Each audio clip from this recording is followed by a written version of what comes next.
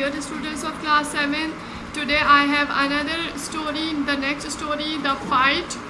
In this, Tom met a new boy.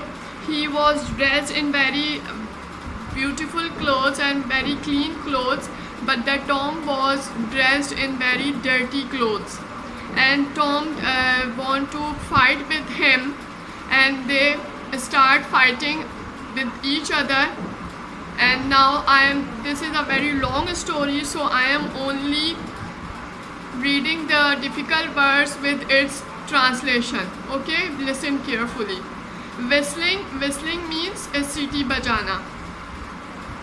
St. Petersburg is the name of the village where Tom lived.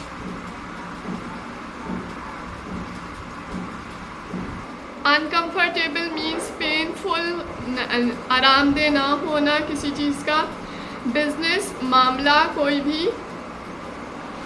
afraid डरा हुआ. Scratched wounds यानी कि उसको बहुत बुरी तरह मारा, उसको नोचा मारा.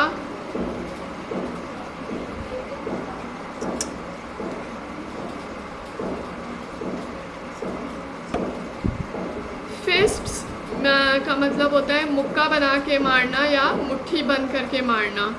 मुक्का या मुट्ठी को फिस्ट कहते हैं. एंड विस्पर मीन्स सरगोशी या आहिस्ता से कोई बात कहना. स्ट्रेंजर माने अजनबी. डाउन स्टेयर्स मतलब पहली मंजिल या सीढ़ियों से नीचे वाली जगह. Okay, now class, you have to read this story by yourself. Now till then, next lecture. Allah Hafiz.